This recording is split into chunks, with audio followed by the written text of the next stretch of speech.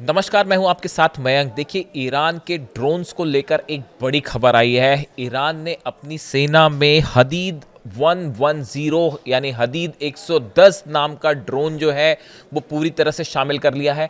हदीद 110 इस ड्रोन की सबसे बड़ी खास बात सुनकर आप चौंक जाएंगे। हो सकता है आपने पहले सुना हो, लेकिन इस पर मैं पहली बार वीडियो बना रहा हूं, इसलिए ये वो ड्रोन है जो स्टील्थ टेक्नोलॉजी से बना हुआ है।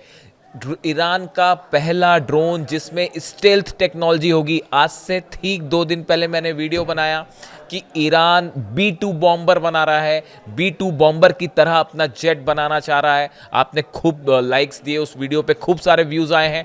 और देखिए, ये सिर्फ 2 दिन के अंदर ये खबर सामने आ गई है कि हदीद 110 जो है वो स्टिल टेक्नोलॉजी का ड्रोन है। अब आप इस बात को समझिए। देखिए, हमने जो खबर आपको बताई वो खबर की पुष्टि होती दिखाई दे रही है। B2 बॉम्बर तभी बनाया जा सकता है जब आपके पास स्टेल्थ टेक्नोलॉजी हो, तभी उसका B2 बॉम्बर होने का मतलब है।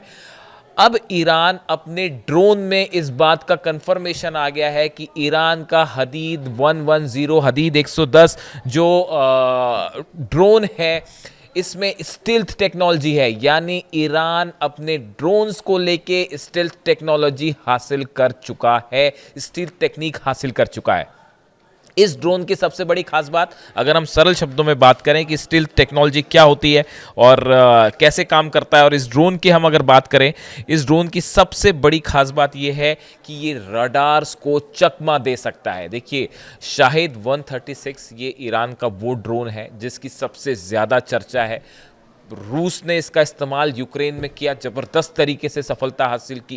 इसराइल पर जो हमले हुए उसमें शायद 136 का इस्तेमाल हुआ। डोनाल्ड ट्रंप ने तक ड्रोन की तारीफ कर दी। लेकिन ये जो हदीद 110 ड्रोन है, हदीद 110 जो ड्रोन है, इसकी सबसे बड़ी खास बात है इसमें स्टिल्थ टेक्नोलॉजी है जो कि शाहिद 136 में नहीं है। यानी कुछ लिहाज से इसे शाहिद 136 से भी ज़्यादा एग्रेसिव और एडवांस टेक्नोलॉजी का ड्रोन माना जा सकता है। स्टिल्थ टेक्नोलॉजी होने के कारण ये रडार पर कैप्चर करना इसे बेहद मुश्किल है। और अगर रडार्स पर ड्रोन कैप्चर ना होए तो वो इतनी ज़बरदस्त तबाही मचा सकते हैं कि इसका अंदाज़ा लगाना भी मुश्किल है। तो देखिए, पहली इसकी खूबियत तो हो गई कि ये स्टेल्थ टेक्नोलॉजी से बना हुआ है, जो ये बात साबित करता है कि ईरान के एयर साइंटिस्ट जो हैं वो इस लेवल की टेक्नोलॉजी अब हासिल कर चुके हैं जिसमें जो है स्टील्थ टेक्नोलॉजी का ड्रोन्स में इस्तेमाल हो रहा है। दूसरी इसकी खास बात है इसकी स्पीड। देखिए, अब तक ईरान के पास जो ड्रोन्स थे वो सस्ते हुआ करते थे और लंबी दूरी तक जाते थे, लेकिन स्लो स्पीड पर जाते थे। इसकी सबसे हदीद 110 की सबसे खास बात है इसकी स्पीड। पहली क्वालिटी हो गई इसकी स्टेल्थ टेक्नोलॉजी, सेकंड इसकी खास बात हो गई इसकी स्पीड। देखिए, जो न्यूज़ खबरों में कहा गया इसके बारे में, जो अलग अलग पोर्टल्स पे खबरें छपी हैं हदीद 110 के बारे में, उसमें ये बताया गया कि relying on its jet engine the Hadid 110 significantly reduces the time needed to reach its target. अपने निशाने तक पहुंचने पर, जहां टारगेट सेट किया गया वहां तक पहुंचने में बहुत कम समय लगता है। An element that directly limits the enemies window for the detection, tracking and engagement. इसको ट्रैक करने के लिए जो दुश्मन की सेना है वो उसके लिए ट्रैक करने के लिए उसको बहुत कम समय मिलता है। इसकी बड़ी वजह है इसकी स्पीड और इसकी स्टेल्थ टेक्नोलॉजी। यानी देखिए, अगर इसराइल पर हमले होते हैं तो इसराइल के लिए बहुत मुश्किल है इसको ट्रैक करना इस पे, और आप अगर स्पीड तेज होगी तो आप काउंटर अटैक करना, जो डिफेंस सिस्टम होते हैं, आयरन डोम हो गया या थार्ड या इस तरह के जो दूसरे डिफेंस सिस्टम होते हैं, इनको उसको रोकना बेहद मुश्किल साबित होता है। इसलिए ये खास माना जा रहा है। देखिए, this UAV was employed in the 5-day anti terrorism exercise Shahid 2025। हाल ही में हमने देखा कि ईरान ने कई देशों के साथ मिलकर, जिसमें SCO के देश भी शामिल थे, एक बड़ी एंटी टेरर एक्सरसाइज की थी। उसमें भी इस ड्रोन का इस्तेमाल किया गया और उसके बाद जब सारे टेस्ट सफल हो गए, अब उसे पूरी तरह से फुल फ्लेजेडली ईरान ने अपनी एयरफोर्स में शामिल कर लिया है।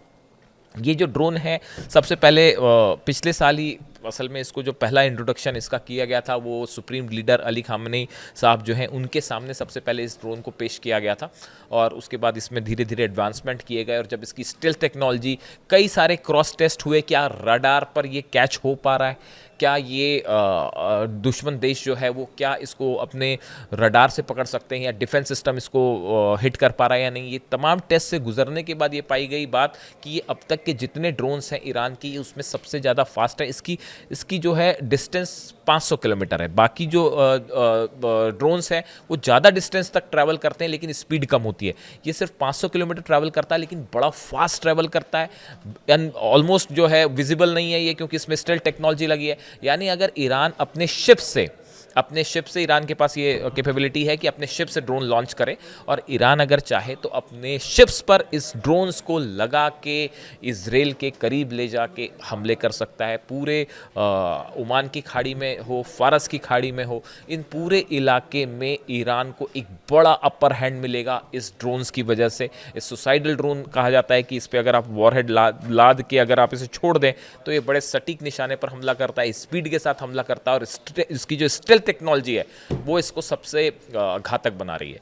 यानी आने वाले दिनों में हम देख सकते हैं कि ईरान की इसकी असल में जो आप अगर जहाँ तक मैं समझ पा रहा हूँ, इसकी जो सबसे खास बात है वैसे इस स्टेल्थ टेक्नोलॉजी, और इस बात पर नज़र रहेगी। आप जब वेपन्स की बात करते हैं तो आप ये समझने की कोशिश करते हैं, उसमें इंपॉर्टेंट चीज़ ये होती है कि अगर कोई भी देश कोई एक नया वेपन बना रहा है, कोई नया ड्रोन बना रहा है या जेट बना रहा है या कोई भी इस तरह की मिसाइल बना रहा है, उसमें जिस टेक्निक का इस्तेमाल किया गया है उसका लेटेस्ट वर्जन क्या है। अगर वो एडवांस्ड है, पिछले वर्जन से बेहतर है, तो वो काफ़ी असरदार होती है। और ये जो स्टेल्थ टेक्नोलॉजी, आप पहली बार ईरान के बारे में बात सुन रहे होंगे कि किसी ड्रोन में या किसी भी वेपन में स्टेल्थ टेक्नोलॉजी लगी हुई है। अब ये बड़े गौर करने वाली बात होगी कि यहाँ से आगे जो है ईरान इसका क्या सफलतापूर्वक अपने बाकी के जेट्स में इस्तेमाल कर पाएगा। जो B2 बॉम्बर की बात हो रही है कि उसको बनाने की कोशिश हो रही है, तो अगर ऐसा है, ये ड्रोन में अगर सक्सेसफुल रहा तो ये जो है बाकी प्लेन्स में भी सक्सेसफुल हो सकता है, और ये ईरान के लिए एक